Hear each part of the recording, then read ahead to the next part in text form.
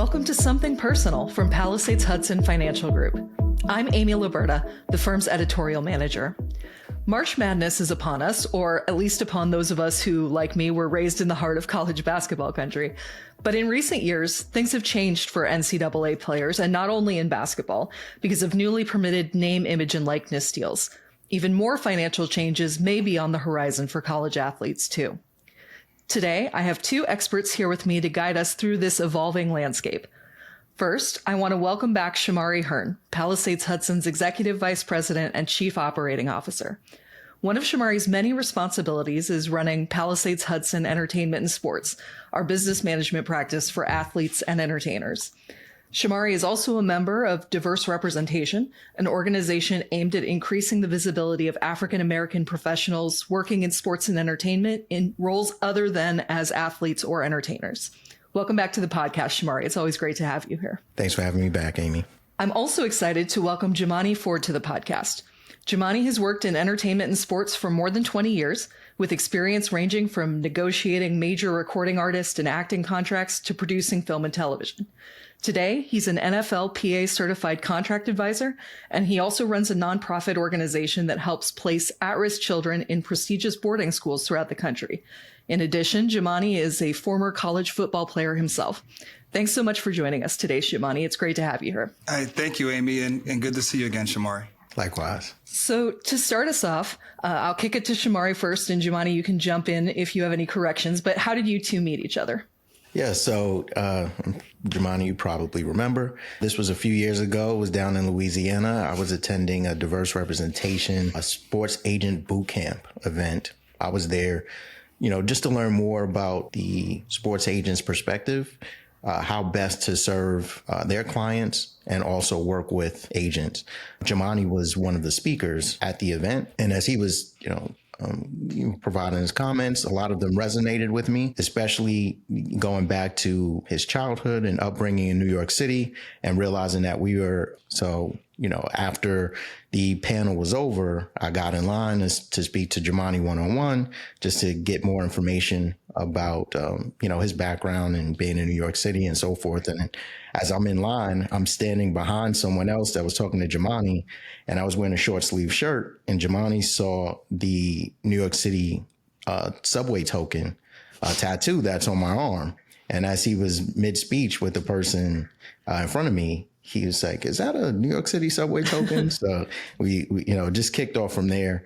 And then, we became fast friends, basically. I may have missed one or two things, but Jumaane, you can jump in if I did. Yeah, Shomari, I think you're dead on. I definitely remember meeting you. And it seems it's been years now, right? So we've kind of we've become friends, and we speak, about business and things outside of business, and definitely resonated just your background and hearing more about you and just kind of the services you offer, but being more than just an advisor, but an advocate and a teacher, right? And to a large extent, a coach.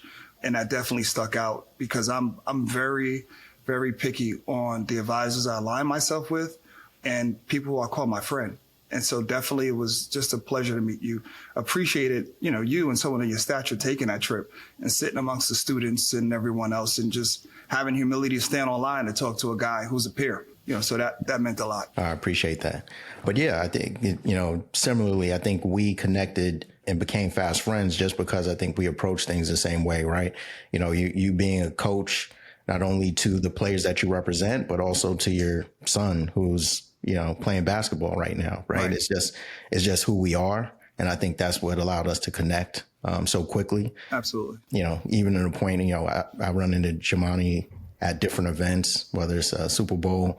We got a chance to hang out a bit, and I got to meet some of the other folks at Range Sports, where he's at now, just seeing what they're building over there and, Jumaane leading the way. And I think, because of that, they're going to have a great deal of success over there. I'm very excited to dive into what both of you do professionally. But before we do that, I'll ask Jumaane first to switch it up. How did you get into entertainment and sports? Is it something you've always had a passion for? Is there any particular event that sort of led you down that road? Or is it something you always knew you wanted to do? Well, how long do we have? Let me try to cut out as much as the fat as I can. Since I was a kid, I always had an interest. believe it or not, I started off as an actor and somewhat of a dancer. I don't even know if you know that, Shomari. No, I didn't know that. As a kid, and I was in all of these local groups, and I went to college. Obviously, I played football in college, but I also was I took theater and was in a lot of the productions on campus. And when I graduated college, I was kind of at an impasse on what I was going to do. Was I going to go to law school or was I going to pursue acting? Right. So I decided to pursue acting and somehow got into music and, the music business and production of music, and found my way back and forth to film, all along still being involved in football because I was coaching. I have an older son, and just being around him in New York City, coaching youth football and seeing these kids and building relationships. And as they went to college, becoming like consult for the family. And it just kind of spread from there. And just through the progression of my career and football and sports being my true passion, God blessed me with the opportunity to do it for a living. Nice. And Shomari, I know some of our listeners may not, that you come from a strong finance background, but that you've also always had a passion for sports. How did you end up sort of marrying both of those things together as we've been building our entertainment and sports practice? Sure. So I think it goes back to when from early childhood, I played football, got into playing tackle football until the team moved away. I think I was in 5th grade or 6th grade. They moved to a different part of the Bronx, so I couldn't make the practices anymore. But football was my first true passion in sports. And I wound up starting to play basketball for the school that I attended. And then I joined a league outside of that and really got into basketball. But then once I realized that, through high school I played, but when it was time to go to college and realized that I wasn't going to be able to play at Duke, and I was about, when I got to college, I was about 5'6" or 5'7". I think I grew like 2 or 3 inches in my freshman year. Luckily, I realized that, I wasn't going to be able to play at the professional level, yet alone at the college level, although I did try to walk on at my sophomore year. But I always had a passion for finance. So, looking at, studying economics at Duke, and then graduating and getting a job here at Palisades Hudson.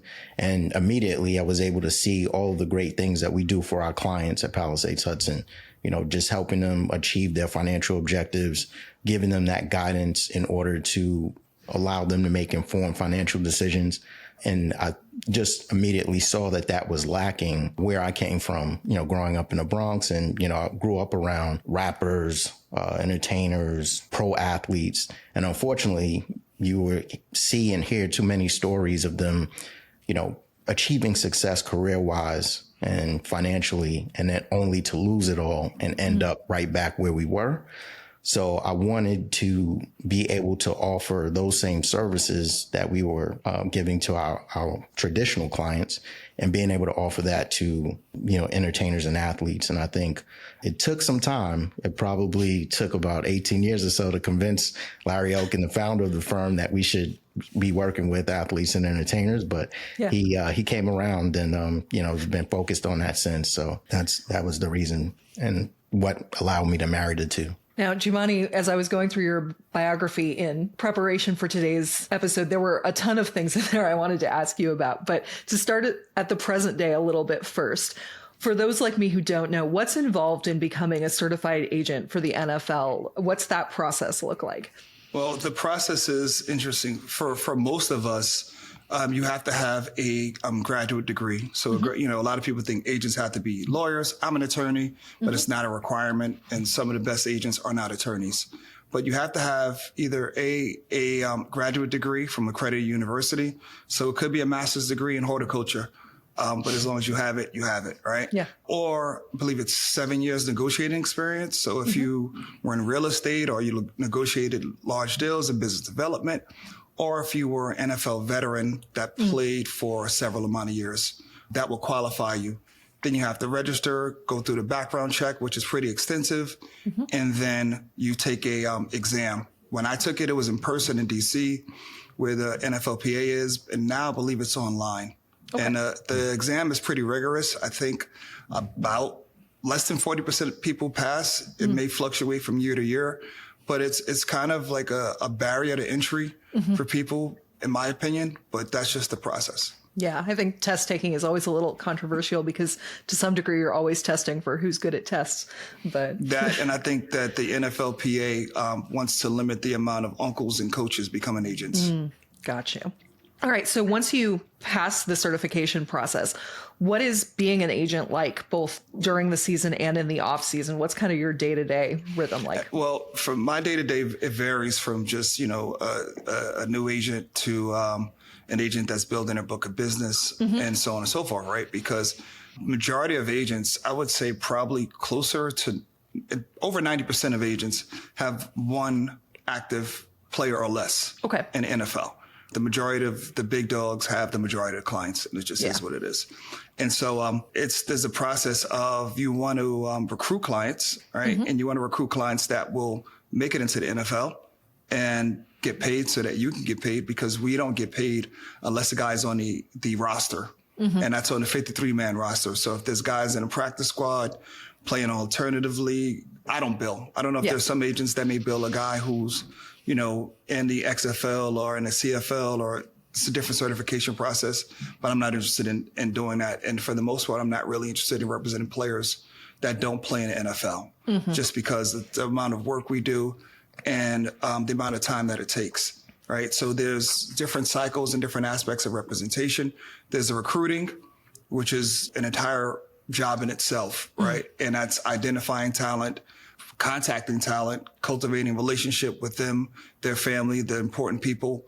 And then there's a side of having relationships with NFL executives, the scouts, who can tell you kind of where those players fall.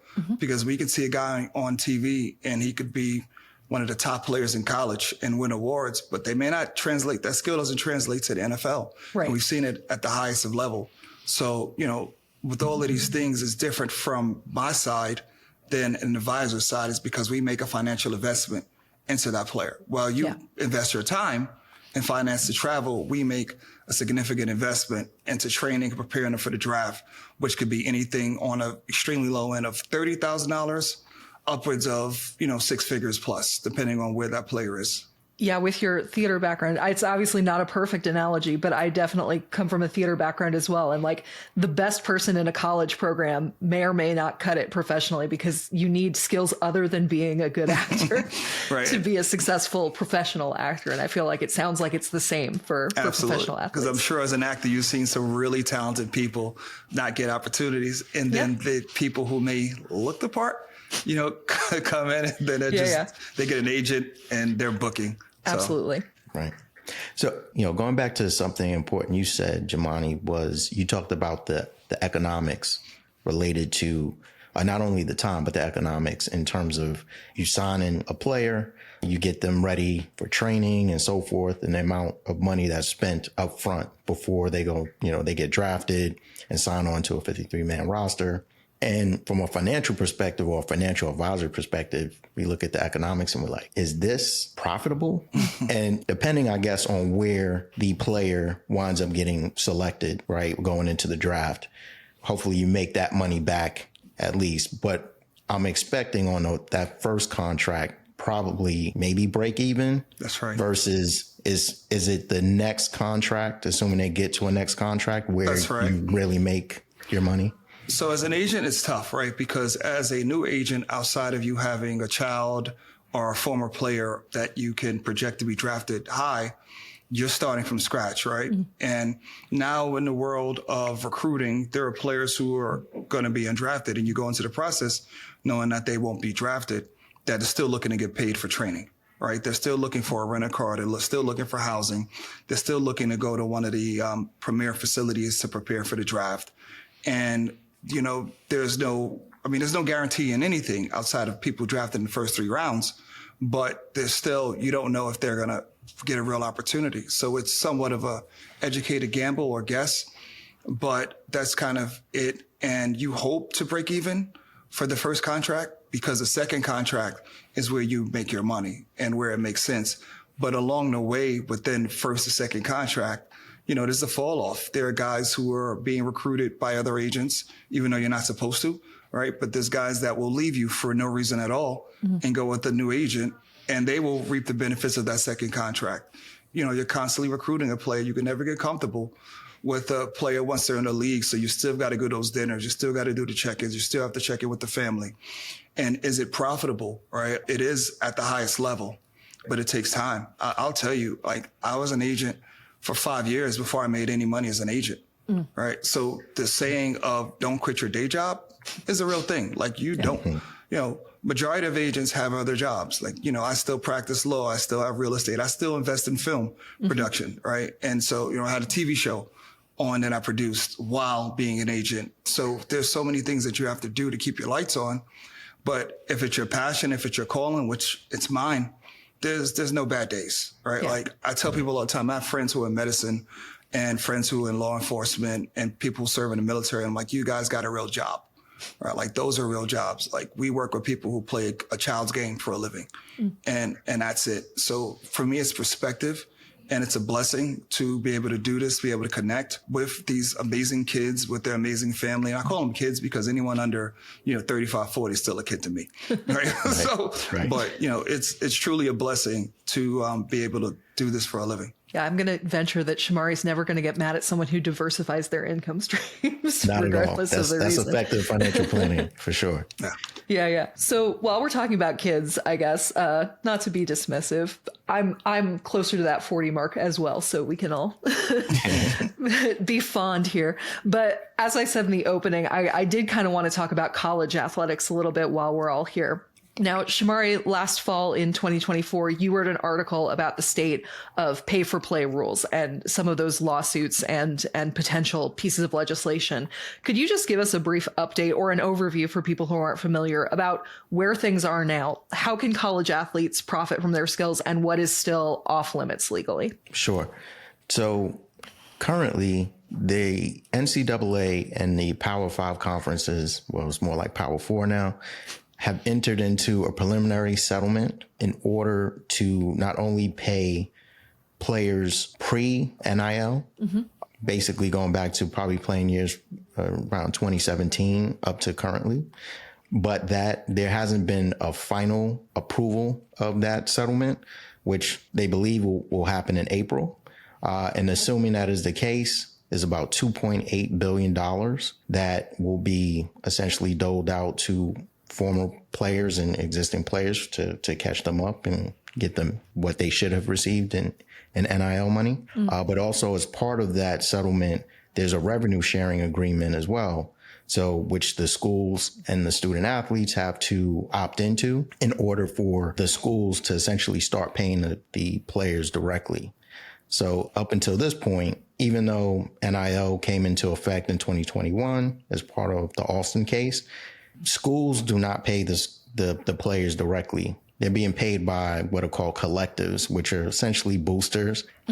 And, some business owners who, basically pool money together in order to entice players to come play for, their school or their alma mater. Up until this point, it hasn't been directly from the school, but now, assuming the settlement gets approved and payments start going out, that they'll be allowed to start paying the players directly. There's a certain cap in terms of how much each school can pay their players. And that's across various sports. Obviously, the majority of that money goes to the Division I football players, men's basketball players, and now some also to women's Division I basketball as well. But football and basketball definitely get the lion's share. So that's where things stand right now. So we'll see in the next couple of months what happens. We are also seeing that some players are opting out of participating in that settlement. So they have their own separate lawsuits or part of other class action suits against the NCAA. So we'll see where those play out. There's also the discussion, or there's been complaints filed with the National Labor Relations Board about the treatment of student athletes and whether they're employees or independent contractors, and basically certain rights that go along with being an employee and what benefits and so forth that they should be receiving. So that's also still out there as well. But I would expect if the NCAA settlement does go forward and the schools are paying the players directly, it'll be interesting to see, but I would expect that they would be deemed to be employees of the schools. So that's essentially the lay of the land. I don't know if Jumaane, you had anything to add. No, I mean, that's dead on. Great explanation. So in the past 4 years or so since Alston, with the rise of these collectives and NIL deals becoming an option, what have you guys seen as far as dealing with players? Like, what is sort of the different things they're having to navigate? Obviously, this is offering a lot of opportunities, especially for Division I football, basketball, as you mentioned.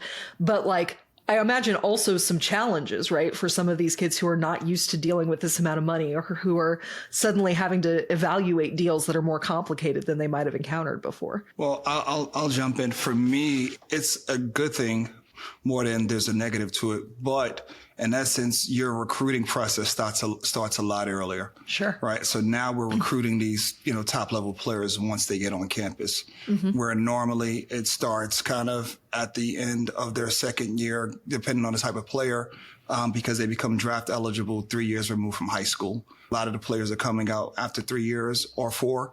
But 3 years for the most part for the higher end players. So before then, I'm recruiting a guy later, but now I'm recruiting him early and also possibly representing them for NIL marketing, right, which is separate from NFL representation. And in essence, you're recruiting them twice because while you're an NIL client, it doesn't really stop other agents, marketing agents, from recruiting a player, or NFL agents who are recruiting them solely for NFL while you're doing it for NIL marketing.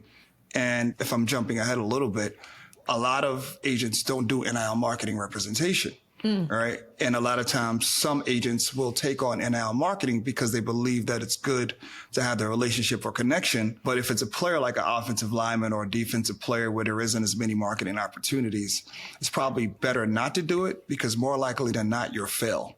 Right. And even if you're successful for that position, there's going to be someone that say, oh, that's all I got. I could have gotten you more. Or, you didn't get anything. That means that this person is going to be a good NFL agent. So you kind of have to be trepidatious on how you approach the representation overall, because it's still a lot of time you spend. That makes sense. Obviously, Jumaane's on the front lines when it comes to, dealing with trying to secure deals and opportunities for his players. I typically come into the picture after the fact. And then, from our perspective as advisors and also preparing tax returns and so forth, it is a big adjustment for these kids. I agree with Jumaane. I view them as kids as well. Just in terms of oftentimes, and not in all cases, but a lot of times their parents may not have, the financial knowledge of dealing with earning this type of money. And on top of which, like I said before, up until this point, these players are receiving this income, but it's in the form of self-employment income. They're not employees. So no one is withholding income taxes or Medicare and Social Security taxes from this compensation. So if they're not properly prepared to receive, what comes with receiving this income or earning this income, rather, oftentimes they can find themselves in financial trouble before they even know it. Right. That's right. A student athlete being paid by the NIL collective for $350,000. They think they're like, I'm balling out of control now. $350,000. I could never imagine making that much money. Right. But they think the entire $350,000 is available to spend. So all the things that they've wanted up until this point, a nice car, nice clothing, jewelry, they're going out and getting it. But no one has educated them, or properly educated them, at least in terms of saying, well, yeah, all that money is not available for you to spend. Some portion of that money needs to be set aside because you got to pay income taxes. By the way, you're also going to have to pay Medicare and Social Security taxes, both as the employer and employee. So assume, probably $4 out of every 10 should be set aside in a savings account to, to cover taxes, right, alone. And then also just looking at it and saying, this is great money, but you just never know, will this be it or not? So you should be saying, yeah, I will probably try to save at least 10 to 20% of this money.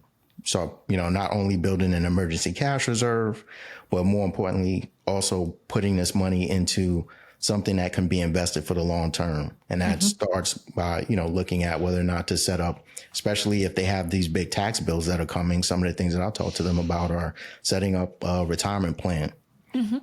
either a simplified employee pension or SEP IRA or a solo 401k plan. It allows them to contribute way more than if they just set up a traditional IRA.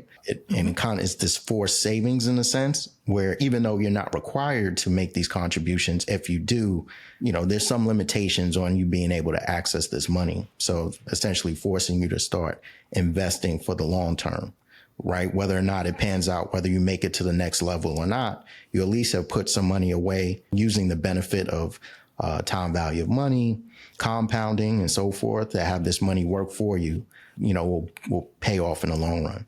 Right. And I'll say also there's another aspect of NIL compensation that players and people around those players don't really know a lot. It's like last year we saw a few players getting private jet deals. And the use of private jets or use of a car, they're taxed on that. Yeah.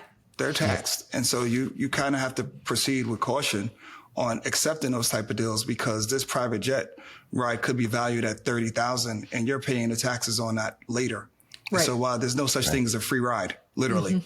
Exactly.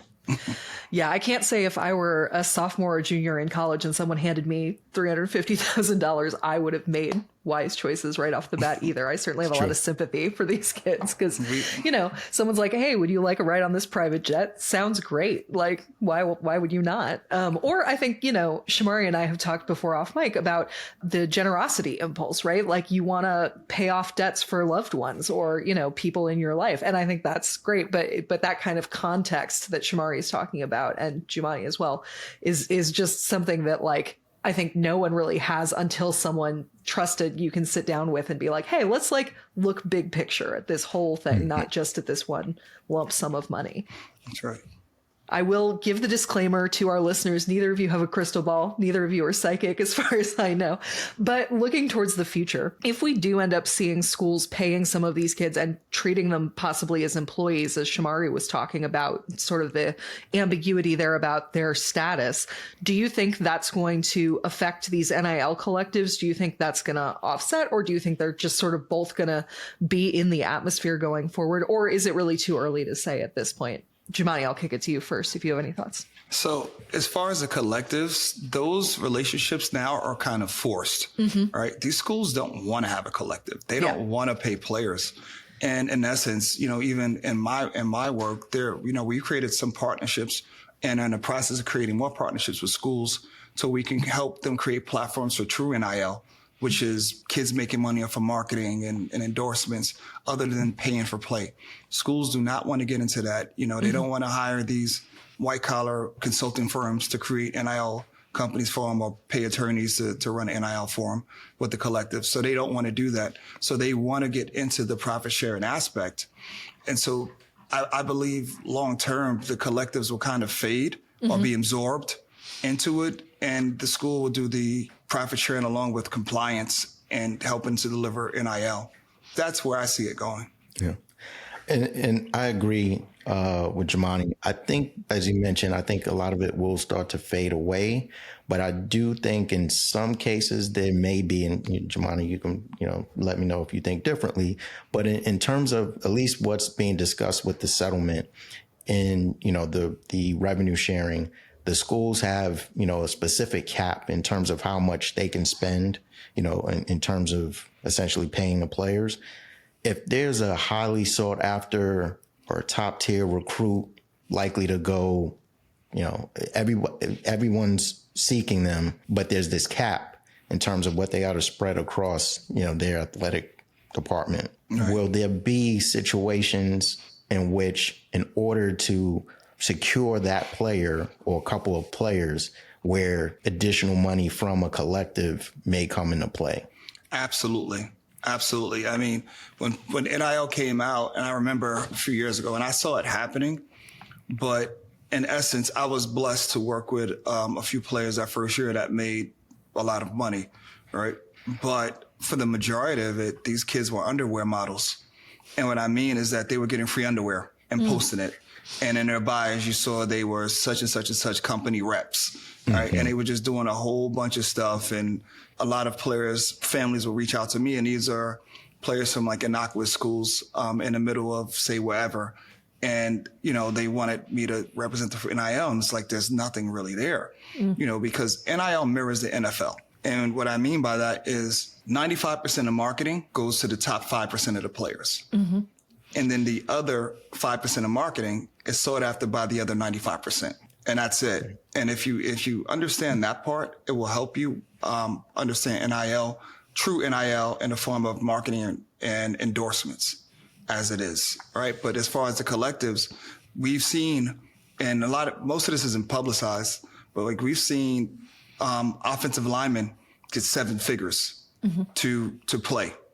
And I've seen offensive linemen get 7 figures to play at a school where you won't see an offensive lineman outside of Jason Kelsey do marketing, right, and endorsements. And the same with marketing for defensive players. As a defensive player, you have to transcend the sport, right, to get marketing. A guy like J.J. Watt or a guy like Von Miller, who are superstars, they will get endorsements. But some of the best defensive players like a Chris Jones or a Myles Garrett, they'll never do an ad because they don't necessarily transcend the sport.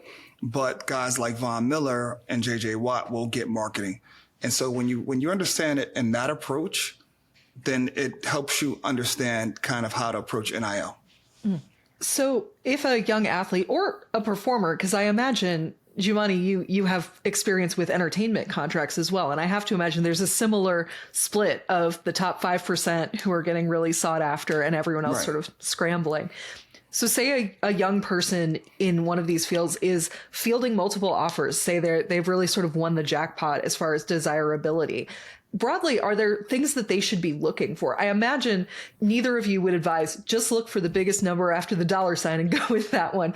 But in the absence of that, what sort of things would you advise someone to be looking for, broadly speaking? I mean, that's an amazing question, right? Because we see these bloated or inflated NIL numbers, right? And what we don't understand is that the kids have no autonomy. Mm-hmm. And that school is basically buying your entire name, image, and likeness, right? So for me, when I negotiate NIL contracts with the collectives, some may think that there may be a lower dollar amount, but this kid still has full autonomy, right? So if a kid is going to sign and we see, this kid signed for $5 million, this kid signed for $10 million, but, they've given up their trading card, which could be, depending on the player, 7 figures plus. Right. Memorabilia, their likeness, the ability to go after a beverage deal, their ability to go after a clothing deal. And so when you look at all of those things, it varies. So if you're saying, you know what, just give me this money and I have no interest in anyone working for anything outside of my true name, image, and likeness, then that's fine. But if, for me, if it's a player, especially an offensive player, quarterback, running back, wide receiver, that's going to be fielded with marketing deals outside, that could be a cover boy or girl, right? Because there is a lot of NIL in basketball. We've seen it with Caitlin Clark, and now we've seen it with Juju and, so many others, in volleyball and soccer.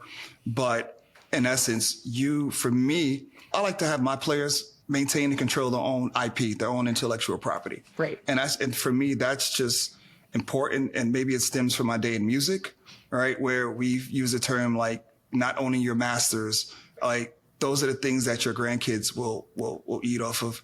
And the same within your own IP in college. If you don't control how many times you have to post some silly local car dealership that's a booster for the school, but there may have been a Nissan national campaign or a Dodge national campaign that would help grow your brand so much more. Or if there is a technology company that's aligned with the school because they pay for the school to, put their logo on the sideline, but there's another company that would give you 6 figures for yourself to do that. So those are things that's how I approach NIL. It's just really having a player maintain and control and own intellectual property and really to roll my sleeves up and fight these collectives because someone has to do it. Because really, a lot of times when you see kids go through the recruiting process, it's the first thing they have you do is put on those uniforms and take pictures, right? Sure. And the pictures are done in front of like luxury cars, Lamborghinis, Ferraris, and, money and just these silly things, right? And what that's doing is it's disarming these families to make you, like, wow, this is like, it's so great. When they're recruiting you, it's like, back when I took kids on recruiting visits, it's like, we don't need to do this. We'll do this after we commit, right? Because I don't want this player to be so in awe so they feel like these schools are doing them a favor, right? You're a recruited athlete because they need you. Right.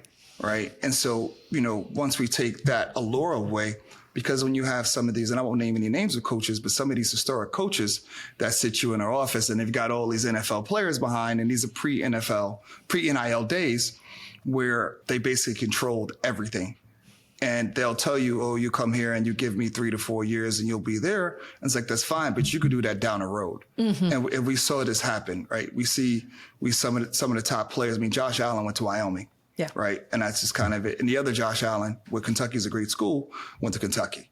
All right. And he was the top pick. So it's more about where you can go and succeed. So with negotiating these deals, it's not understanding the equilibrium on where you stand in that deal, right? And the negotiating process, and that no one's doing you a favor, and you have to control the process, and the people around you have to control the process and trust you. Well said. I agree wholeheartedly. I think, especially again, if you don't come from money or wealth and you see this big number in front of you, obviously you think like, what else is there to be discussed? Like, I'll just sign on the dotted line. But as Jumaane said, there's so much more opportunity. Oftentimes you may be better off taking less money in order to have that freedom and flexibility to enter other types of deals that will be more lucrative overall in the long run. So that's why it's important to have a great agent like Jumaane. Thank you. So while we're sort of talking about how anything can happen, there are a lot of futures ahead of these kids. I think it's worth touching on athletes being at particular risk for an accident or an injury to really change the shape of the future they're envisioning. I think as a college basketball fan, I'm never going to forget Kevin Ware's injury in 2013. I think that was pretty vivid for a lot of us, but it's certainly not the only example of someone who just, you land on a leg wrong and your whole future changes. So as an agent or as a financial advisor, how should young players think about financial self-defense for themselves in case something like that happens and you just are rewriting your expectations in real time when something like that goes wrong? Shomari, I'll kick it to you first. Sure. So especially when it comes to one of the elite athletes that are, slated to go in the first couple rounds, whether it be the NFL or to the NBA, for example, it makes sense for them to obtain what they call permanent total disability coverage and add along with that a loss of value rider and a critical injury rider. These coverages will protect them if for some reason they sustain or suffer a career-ending injury while in college, in order to be able to still get some of the value that they might have attained had they remained healthy and went on to, have a good professional career.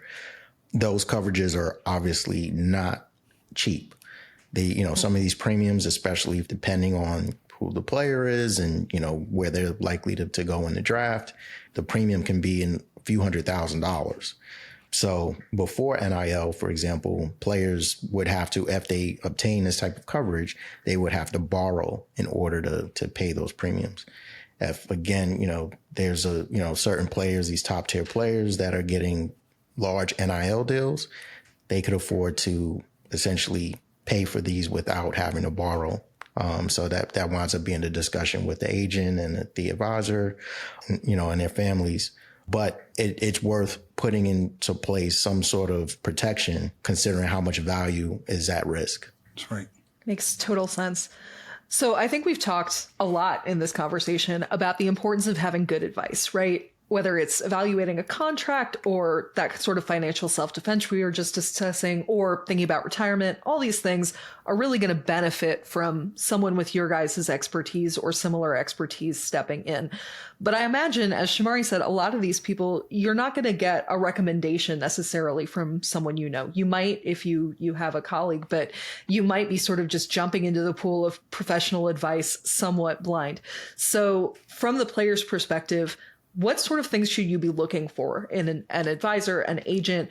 What are some green flags? What are some red flags? Jumaane, I'll ask you first. Well, first and foremost, you want to, and it varies, right, from advisor and, an agent, but obviously there's an experience factor, right? Like we'd love for, new guys to get opportunities. And when I was a new guy, just wanted to sign the top guys, but you're not giving the keys to a spaceship to, someone fresh out of flight school. You're just not doing it. Right. And then you balance their levels of expertise and their relationships. But when it gets down to it, when all things are considered, right, you have to look at the relationship. Is there someone I can trust? And some people want different things. Like I have clients that I may talk to every day, and I may talk, clients I talk to once a week. And there's some clients that I talk to once a month. And it's, just kind of to the individual, how much do they need? But also you really want someone that communicates with your inner circle, whether it be your mom, your dad, your spouse, because, players are getting married, and just a plan. And also you want people who play nice in the sandbox with others, right? And so if I'm the agent and Shomari's the advisor, we should be communicating, because there should be a goal coming up, especially when we're going to negotiations for second contracts.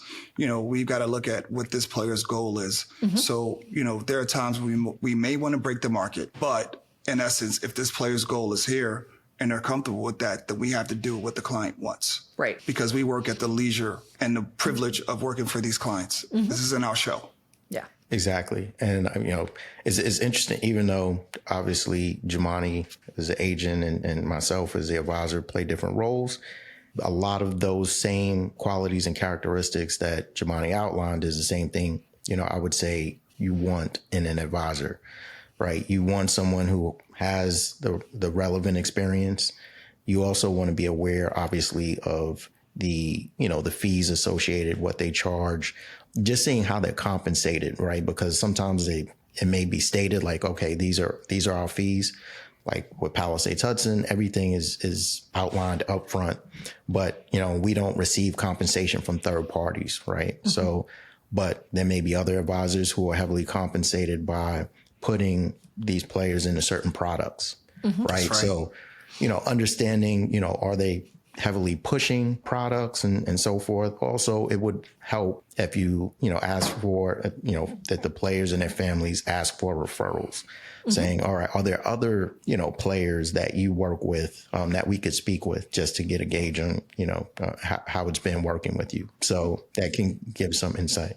I'll jump in, and just for me, and when I help vet advisors, I ask them about these, and I'll speak on it, the insurance policies that a lot of advisors try to pump on the players, where they're getting compensated from it. And, so there's some agents who may cut their fees, but they make up their money and then some in other places. And it's tough, because you want to be mindful, and I don't negative recruit. I don't need to. Right. But these are the questions that I ask of advisors. And, when they try to explain it in a way that may work for a prospective athlete, it doesn't work for me, because I understand what they're doing. Yeah, exactly. So, it sounds like one of the things that finding at least one professional you really trust can offer is then opening a universe of other professionals, right? You guys know each other, you guys talk.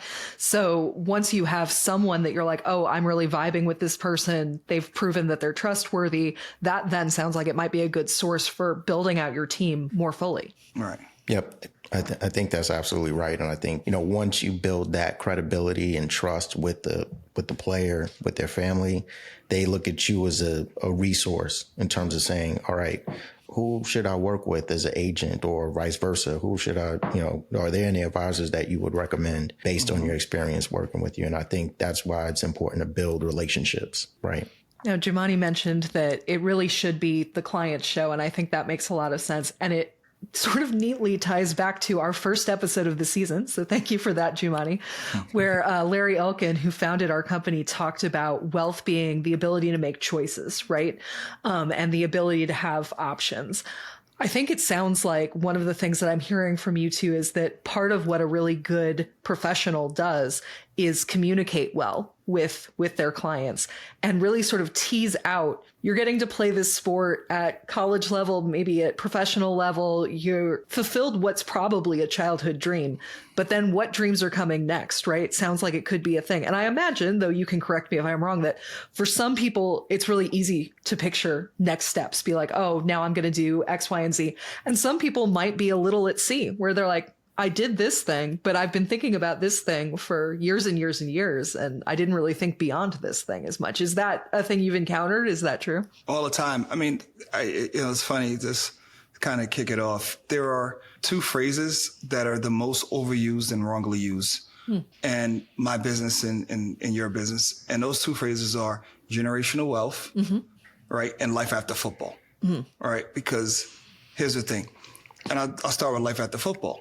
All right. Like for me as an agent, you know, outside of just doing transactions, it's my job to help you decide kind of what those things are, but it cannot happen after football. So I call it life during football because, you know, this business owner or this person who leads this fund or this person who runs this franchise is more interested in having a conversation with said player who's a starting quarterback for the New York Giants or starting cornerback for the Oakland Raiders, as opposed to this guy who used to play. All right. So you want to make those connections, and it could be by alumni from the school. A lot of these players are at big schools. And, you know, so whatever city they go to, it should be my job to help connect them with the head of the alumni association. Right. And so during their alumni events, and you know that, you know, there are fanatics, sports fanatics in every city. Right. So this person who is this billionaire, former booster or former student of said college will want to work with you and say, I have this event coming up. This person may be interested in it. And we see a lot of that happening with the Golden State Warriors being in Silicon Valley. Right. And that's probably the perfect example. Yeah. Right. And then the term generational wealth is like, what does it mean? Right. If I work for the money, your kids are probably going to mess it up. Right. Because they didn't work for it. Right. And we see how money just evaporates after one generation because no one worked for it and no one had a plan. So generational wealth is really not a thing because the wealthiest people don't leave their kids any money. Right. And, you know, I've said this years ago, it's like, I'm not leaving my kids any money. It's like, oh, what do you mean? Like, because if they have me as a parent and I put you through school, if I got to pay you for me to die, for you to have any success, then I failed you as a parent. So you've got to do your own thing. Right. That doesn't mean like, oh, I'm not, you know, won't leave them something, but it's not my job as a parent to like pay you for me to die. Yeah. I'm not doing that. So, you know, if I give you all the toolage and the access to the things that I've given you while I'm alive, then those are the things. So, you know, generational wealth is just nonsense because we see the kids of some really wealthy family, you know, drive off the side of the cliffs or end up on the news. So athletes is just as bad or worse because there are so many people around them that don't have the requisite skills to maintain the money that they were made during the player's career. All excellent points. I would say, yeah, when it comes to generational wealth, you know, you hear that bandied about all the time, especially on social media. So it's, you know, it's like a reflex. People say, oh, well, you know, generational wealth. And I, you know, for the most part, I understand what they mean, but I think, you know, there are obviously merits to what Jumaane is saying, because in the industry that we work in, the clientele, we work with high net worth individuals. And a lot of those, that first generation that generated the wealth, you know, have similar concerns, right? They don't necessarily want to just leave it all behind to their children because they want them to have a similar work ethic or a similar drive. Because, you know, there's another phrase is shirt sleeves to shirt sleeves in like 3 generations, where basically that first generation makes it, you know, the second generation, you know, they're sustained on it. But by that third generation, who had no connection or attachment or involvement in earning that wealth, winds up squandering it. Right. So, you know, you want to avoid that. But I think, you know, a lot of what Jumaane said is, yeah, if you do a good job at parenting and just giving them the skills and the, you know, helping them build the mindset that they need in order to go out and be successful on their own, no matter what that success is, then I think that obviously you've done well as a parent. And that doesn't mean that you can't leave anything behind to them, but at least by doing what, you know, Jumaane was explaining, the money that you leave behind will be put to good use. It'll likely continue. That's where you will get generational wealth. Is not basically that first generation making it and then everybody else just being able to kick back and relax. So I think, you know, that's extremely important. I think it's important to work with your team of advisors, right? You're not only a financial advisor, but your agent, in order to allow them to help you or the player get to what their ultimate goal is, right? Beyond their playing days. So Shomari's been on the podcast before and knows I'm going to do this, so I will kick it to him first. But I always like to end giving my guests the last word. So we've talked a lot today. I could easily talk to you guys for another hour. It's been so fun to pick your brains, but I'll respect your time and our listeners' time and not do that. But before we wrap up, I'll ask you both, starting with Shomari, do you have any final thoughts about athletes planning their financial lives, NIL collectives, anything we've talked about today that just had any last thoughts you didn't get to touch on? Sure. I would say, for one, I think it's great that these college athletes are able to earn money now. I mean, obviously, they've made billions of dollars for their schools, for the NCAA and so forth, and they should be able to take part in that, especially considering that not all of them will go on to the next level, right? So it will give them a great head start, obviously.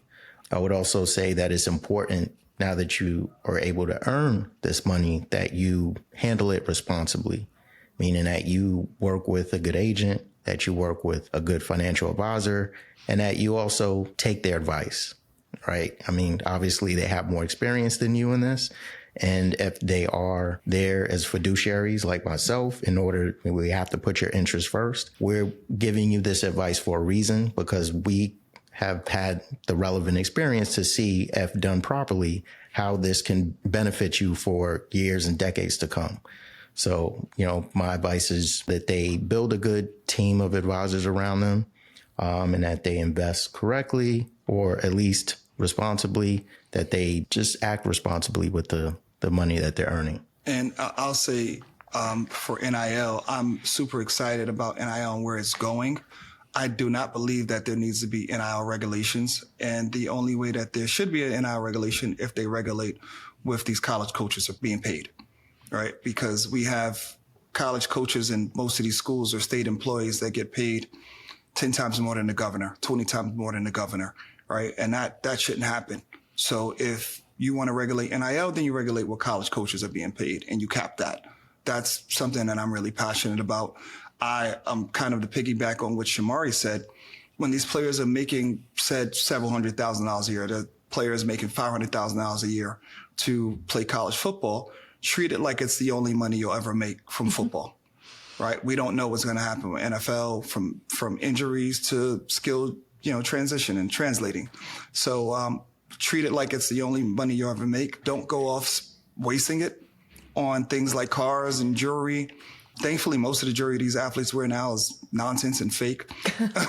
so I'm okay with that. We couldn't wear that stuff back in my day.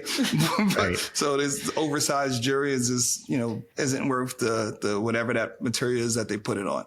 But in all seriousness, I'm excited for these kids having the opportunity to provide for themselves and get their parents to school. I mean, a few years ago, there were players at these prestigious universities, and their parents couldn't afford to come to games because of the background, right? So that's that. I would like for schools to add into the curriculum of advisors coming on early and speaking to players and creating some sort of opportunity for them to work with different advisors and create a pool of advisors, not just one, but so that players can prepare themselves and deal with the tax implications and deal with siphoning and separating it from family, because it's not necessarily a player's job to take care of everyone. And they need to understand that. Great. I think that's a wonderful note to end on. Shomari, Jumaane, thank you so much for sitting down with me today. It's been a real pleasure having you on the podcast. Thank you so much, Amy. Thank you, Shomari. Yes, thanks. Thanks, Jumaane, as well. We appreciate it. Something Personal is a production of Palisades Hudson Financial Group, a financial planning and investment firm headquartered in South Florida. Our other offices are in Atlanta, Austin, the Portland, Oregon metropolitan area, and the New York City metro area. Something Personal is hosted by me, Amy Laburda. Our producers are Ali Elkin and Joseph Rangeli. Joseph Rangeli is also our director, editor, and mixer. Our firm has written 2 books, Looking Ahead, Life, Family, Wealth, and Business After 55, and The High Achiever's Guide to Wealth, which offers advice for younger professionals, entrepreneurs, athletes, and performers. Both books are available on Amazon in paperback and as ebooks.